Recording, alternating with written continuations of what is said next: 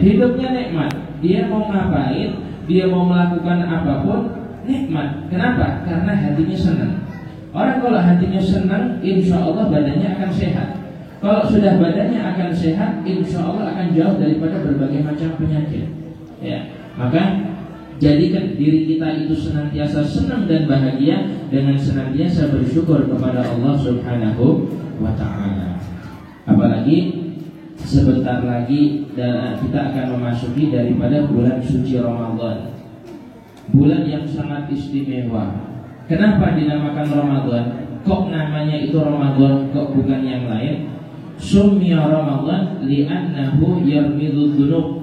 Dinamakan Ramadan karena di bulan itu Allah Subhanahu wa ta'ala menggugurkan daripada dosa-dosa orang yang berpuasa di bulan Ramadan.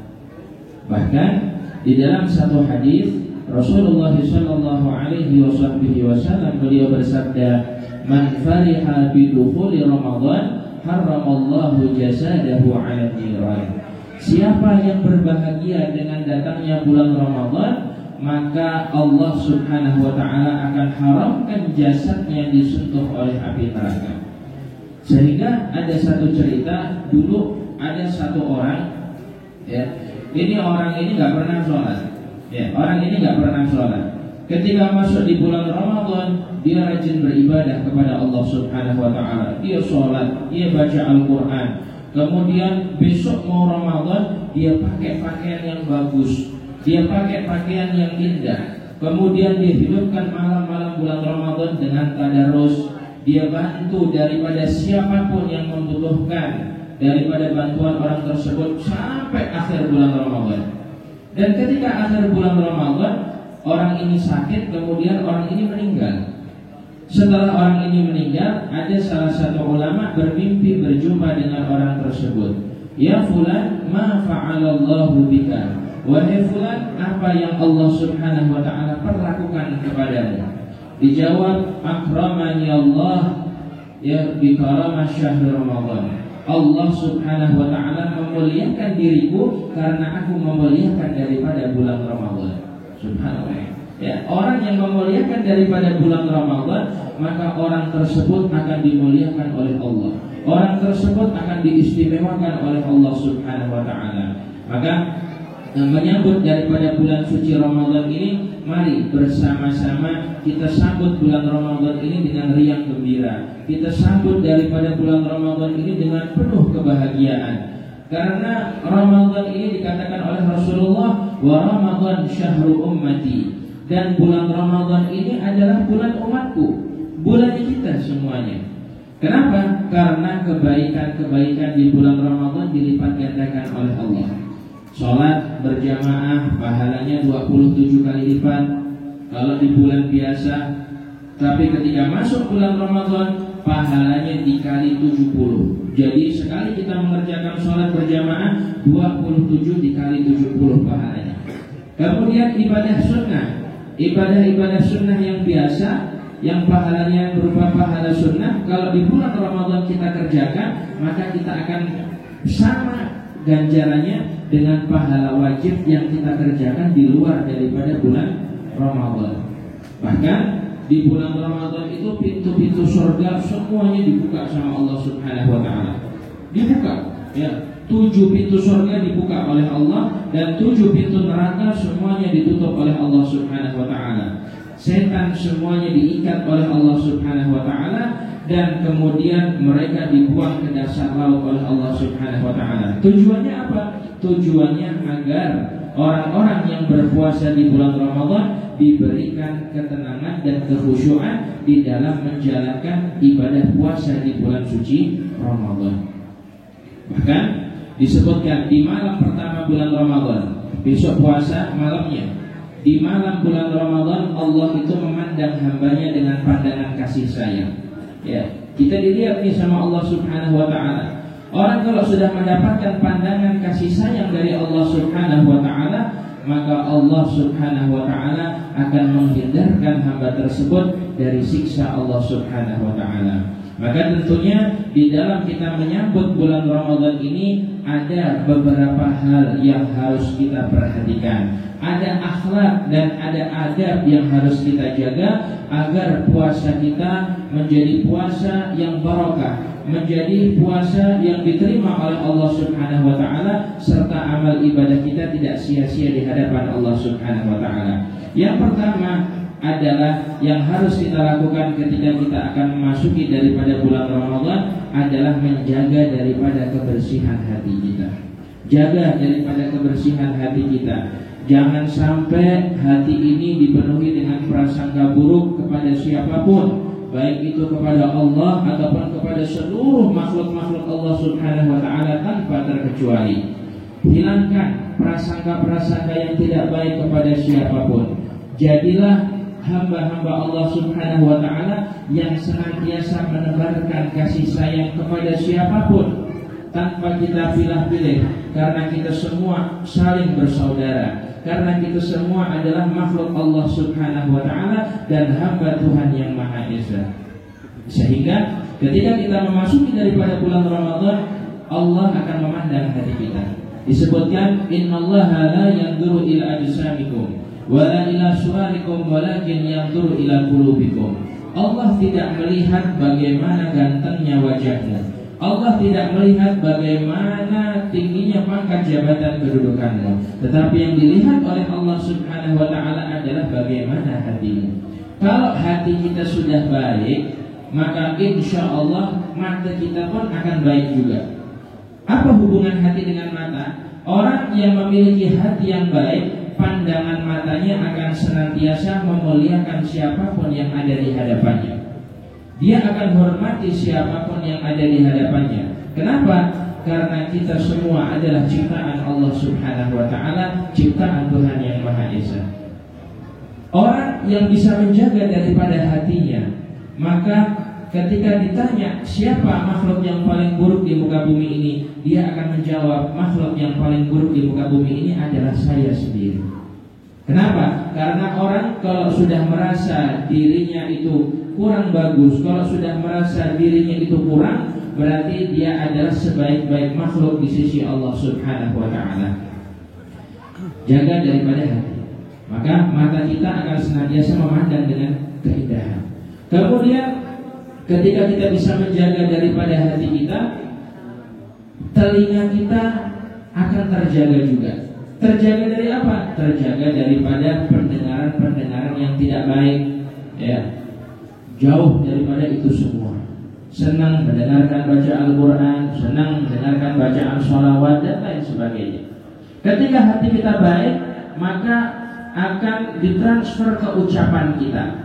Ucapan kita akan senantiasa berucap dengan ucapan yang bermanfaat dan tidak menyakiti siapapun, ya. Makanya Al-Imam Syafi'i beliau katakan, siapa orang yang paling istimewa? Orang yang paling istimewa itu adalah mereka yang ketika berucap mereka tidak menyakiti daripada hati siapapun, yang mereka senantiasa membahagiakan orang-orang yang ada di sekelilingnya, siapapun orang tersebut, ya. Makanya orang yang bisa menjaga hatinya, insya Allah ucapan-ucapannya adalah ucapan yang indah, ucapan yang bermanfaat. Kemudian ketika seseorang juga dia bisa menjaga hatinya, akan timbul dari dirinya akhlakul karimah, akhlak yang baik, mengikuti daripada Rasulullah sallallahu alaihi wasallam. Itu jadi yang pertama, jaga daripada hati kita. Kemudian ketika kita masuk juga di bulan Ramadan, ada satu hadisnya Rasulullah mengatakan, kam min sha'imin laisa lahul jaza' min qiyamihi illa al-ju' wal 'atas. Berapa banyak orang berpuasa di bulan Ramadan tapi dia tidak mendapatkan apa-apa kecuali rasa lapar dan haus, ya. Padahal puasa ini udah nahan lapar dari waktu sahur sampai waktu maghrib, ya. Tapi dia nggak dapetin pahala. Kenapa kok bisa seperti itu? Karena ketika dia berpuasa lisannya mencaci orang. Karena ketika dia berpuasa dia membicarakan keburukan orang. Karena ketika dia berpuasa dia berbohong. Karena ketika dia berpuasa dia suka gosip. Ya, ya Bu. Ya Bu. Arisan berapa lama Bu? Nah, arisan 1 jam. Ya, arisan 1 jam. Betul, arisan ngerumpinya 5 jam. Ada yang kayak gitu di sini? Hah? Ada? Hadir nggak orangnya? Pakai kerudung warna apa? Ya, jadi seperti itu. Ya, jaga daripada lisan kita. Ini seorang suami biasanya, Beb, kalau saya ini sih oke-oke aja, Beb. Ketika berpuasa saya nahan daripada ucapan saya, tak kesel, insya Allah bisa. Cuman yang tak bisa, Beb, kalau istri di rumah sudah ngomel. Ya, terkadang itu istri kalau ngomel itu dia tahan. Dari mulai subuh sampai ke maghrib ngomel terus. Mohon solusinya, Habib. Ada yang bertanya sama saya seperti itu kemarin WA saya. Bagaimana cara menghadapi istri yang suka ngomel? Istri suka ngomel enggak, Pak? Hah? Ada enggak di sini ibu ya? Hati-hati jangan keras-keras, enggak ada pejatan nanti. Ya. Bagaimana solusinya Habib menghadapi istri yang suka ngomel di bulan Ramadan? Solusinya gampang. Apa? Tinggal tidur. Ya. Istrinya ngomel-ngomel, tinggal tidur. Ya. Dia mau ngomel ini, kita tidur. Ya. Karena dikatakan tidurnya orang yang berpuasa itu adalah ibadah. Ibadah biar ibadah. Kalau begitu saya dari sahur sampai buka saya mau tidur ya, nggak bisa juga. Ya. Ibadah di sini adalah artinya ketika kita ingin marah atau hawa nafsu kita memuncak, kemudian kita bingung bagaimana mengatasinya dan kita gunakan untuk tidur, maka disitulah akan diberikan pahala oleh Allah Subhanahu wa Ta'ala. Ya. Terkadang ada yang ngomel, Habib, saya ini sebetulnya tidak apa-apa saya sama suami saya. Cuman suami saya ini kalau tidur suka ngorok, Beb, makanya saya ini suka ngomel. Ya. Ada yang suaminya ngorok, Bu? Hadir nggak di sini? Duduknya di sebelah mana? Ya. Gimana kalau suami saya suka ngorok, Beb? Solusinya nggak apa-apa, maklumin. Anggap aja lagi dengar radio rusak sebelum tidur. Suaminya pun tak mau kalah. Istri saya, Beb, ya Allah, saya tidak tahan, salah sedikit ya ngomel, Beb. Ya, telat balik ya dia ngomel, Beb. Solusinya gimana? Tidak apa-apa, maklumin aja. Anggap aja lagi miara murai batu. Ya, artinya apa? Harus saling memahami. Ya, harus saling memahami antara satu dengan yang lainnya. Sebagaimana Rasulullah itu sama Sayyidah Khadijah sayang, ya, sayang luar biasa. Sampai-sampai ya Rasulullah itu bukan hanya terhadap Sayyidah Khadijah aja menghormatinya, tetapi terhadap kerabat, famili atau teman-temannya Sayyidah Khadijah juga dimuliakan oleh Rasulullah. Sampai ada satu hadis mengatakan, akramukum li ahlihi wa ana akramtu li ahli. Sebaik-baik kalian para suami adalah yang paling sayang terhadap istri. Ya, istri itu disayang sebagaimana Rasulullah. Ya, Rasulullah sama Sayyidah Khadijah luar biasa. Ya, sebuah contoh bagi kita. Gak pernah marah sama Sayyidah Khadijah. Ya, bahkan ketika Sayyidah Khadijah itu wafat, Rasulullah itu nangis, sedih itu Rasulullah. Kalau kita,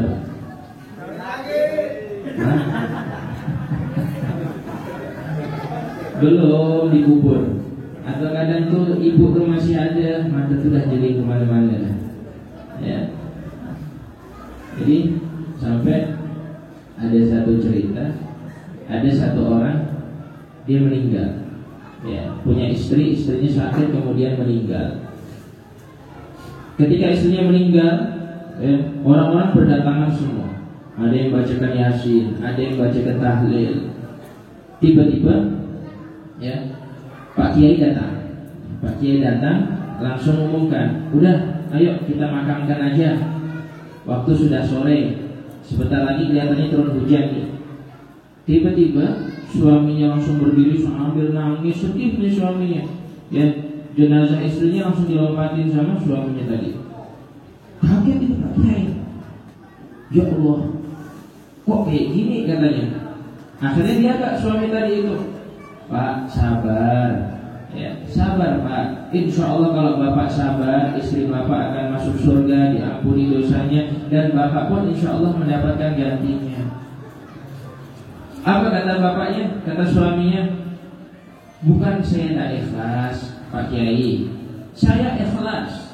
Saya seperti ini karena saya sayang sama istri saya.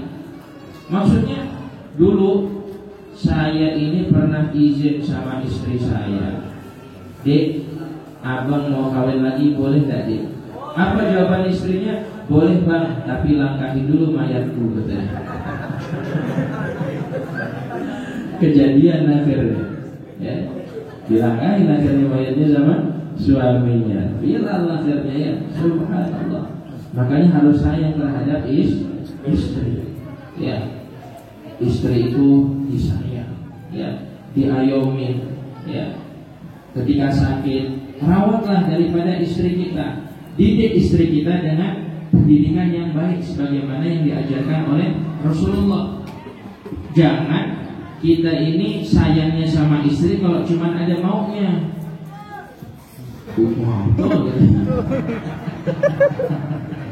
Pengalaman apa ini? Jadi kalau lagi malam Jumat, dari bangun subuh yang biasa manggil istrinya pakai kata-kata kau atau pakai nama, kalau malam Jumat manggil istrinya baru bangun tidur, selamat pagi mama. Manggilnya mama sudah hari Kamis pagi itu. Kemudian yang biasanya langsung ke kerja itu berangkat, nggak toleh kanan, nggak toleh kiri, nggak pamit. Sarapan pun kadang disediakan, satu sanggan nasi dihabiskan sendiri. Ketika hari Kamis pagi, dia cari istrinya, sayang, di mana kamu sayang? Sini makan sama papa, gitu ya. Mau kerja pun pamit, Mah, papa berangkat dulu ya. Jam 12 siang yang nggak pernah telepon, dia telepon, sayang jangan lupa makan siang ya. Balik pun gitu, ya, baliknya awal langsung ke rumah, ya. Setelah selesai semua balik, kemudian dia makan malam bersama istri dan anak-anaknya. Ditanya, Mah, anak-anak kita udah tidur belum? Udah semua Pak, katanya. Ayo kalau gitu sekarang giliran kita. Dan lama apa kata istrinya? Maaf Pak, mama lagi lampu merah. Pening para suami. Dia keluar dari rumah tuh, songkok yang tadi lurus miring lah. Dia ngerokok saking peningnya tuh, ngerokok tuh balik sampai ke sana. Berat masalah dia tuh. Kalau ada yang kayak gitu di sini berarti berat masalah dia tuh. Ya, subhanallah. Atau sayangnya kapan? Sayangnya ketika pengantin baru. Wow, kalau pengantin baru, masya Allah, ya, jatuh ini istrinya. Ya Allah, Dek, jatuh Dek ya. Mana yang sakit Dek? Digendong sama suaminya. Tapi kalau udah 15 tahun nikah, 20 tahun nikah, jatuh, dilihat punya mata dah. Padahal jatuh nih istrinya nih, ya. Pengantin baru lagi, ketika malam pertama masuk ke kamar, ya, tiba-tiba istrinya itu sakit perut, kemudian tidak sengaja buang angin. Merah muka istrinya, malu. Apa kata suaminya? Karena pengantin baru. Tidak apa-apa deh, baunya seperti minyak kasturi di surga. Pengantin, coba lah dari 15 tahun kawin, macam-macam akhirnya yang muncul ya. Makanya menjadi suami ini harus perhatian terhadap istri. Istri diajak jalan, ya, sekali-kali romantis. Romantis itu diperlukan. Ya, romantis itu diperlukan di dalam rumah tangga. Walaupun sudah 10 tahun menikah, 15 tahun menikah, terkadang aja istri kita naik motor berdua, nostalgia, ingat masa lalu, ya. Pertanyaannya sekarang, saya mau tanya, boleh Pak? Boleh Pak? Bapak lagi naik motor sama istri berdua, depannya ada janda, cantik janda nih Pak, kembang gisel. Kira-kira Pak, mata bapaknya ke bawah, ke jalan, atau ke janda?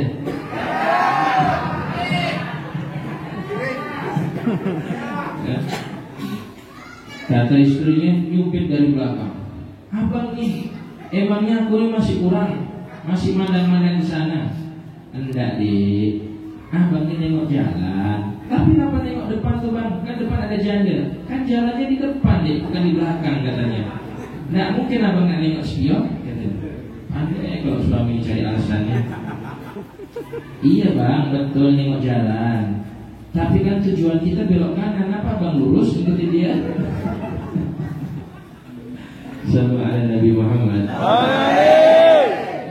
Jadi seperti itu, suami harus sayang terhadap istri. Kemudian sebaliknya begitu juga, ya, di bulan Ramadan ini, kalau seorang istri ingin mendapatkan pahala yang banyak dan luar biasa, hormati suami. Istri itu paling gampang masuk surganya Bu, nggak ruwet, nggak susah. Apa kuncinya istri masuk surga? Taat kepada suami. Suami itu paling senang kalau nengok istrinya itu dandan. Paling senang. Dibawa kemana-mana ditanya, ini siapa? Ini istri saya, ini permaisuri saya. Tapi kalau istrinya tidak dandan, ketika ditanya jalan sama siapa Pak? Pembantu saya. Mana saya tadi bilang pembantu Bu ya? Ya. Jadi harus cantik, ya. Makanya terkadang ini yang terjadi zaman sekarang. Kalau ibu-ibu ini mau arisan atau mau kondangan, subhanallah, bapaknya dah siap nih. Kalau laki-laki itu kan simpel, dandannya simpel, tidak lama, paling 10 menit, 15 menit paling lama. Udah duduk nunggu di depan. Ini ibunya bisa sampai 1-2 jam. Ya, kadang rokok 1 bungkus bisa habis. Ya, nunggu apa? Nunggu ibunya dandan tadi. Ya. Keluar pakai kerudung warna kuning, cocok enggak? Cocok kata suami. Begitu keluar, tengok ada yang sama juga kerudungnya warna kuning. Balik lagi dia. Kenapa balik? Nah, kerudung aku sama dia. Balik lagi. Kemudian keluar lagi pakai kerudung warna yang lain, warna hijau. Tengok, sama lagi kembar, masuk lagi. Gonta-ganti kerudung akhirnya. Ya, sampai lama suami itu. Begitu juga baju untuk kondangan dipilih yang paling bagus. Minyak wangi luar biasa. Bukan disemprot, dicurah menjadi minyak wangi udah. Ya, diminum. Orangnya udah hilang, baunya masih ada. Ya. Baunya masih ada. Itu ketika untuk kondangan, untuk arisan. Tapi giliran untuk suaminya balik kerja, assalamualaikum, waalaikumsalam, dibukakan pintu, ternyata yang bukakan pintu mak lampir. Beda, bukan dilihat yang kayak di waktu pagi mau pergi arisan. Ya, hilang itu sudah kerudungnya, hilang itu sudah make upnya, hilang itu semua sudah kecantikannya. Rambutnya diikat-ikat pakai apa? Pakai daster, udah gitu dasternya robek lagi. Seminggu tidak pernah ganti. Ya. Ada baunya juga, ya. Balbiri, Remason, GPU. Ada bonus koyok. Pening balak suami, ya Allah, istri aku ini sakit terus. Ya. Akhirnya suaminya kawin.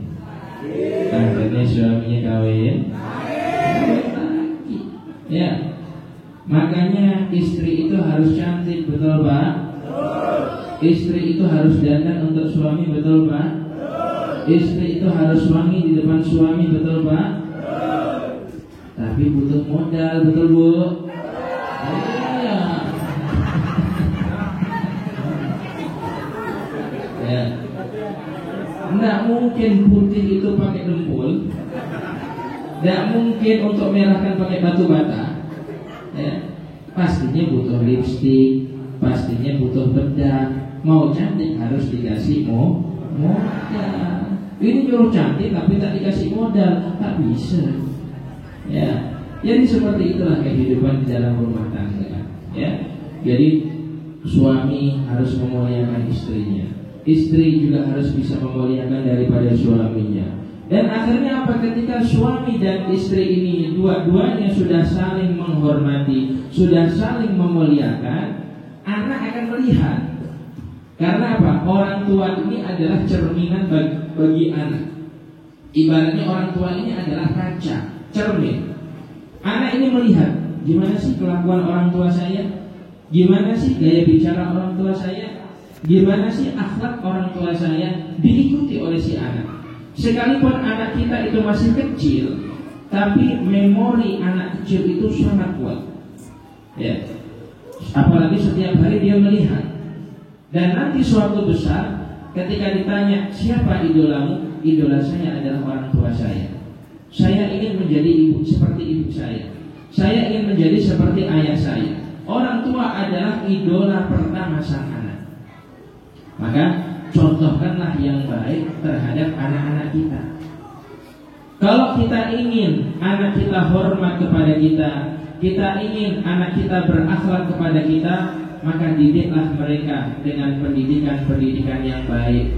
Ya, didiklah mereka dengan akhlakul karimah, akhlaknya Rasulullah sallallahu alaihi wasallam.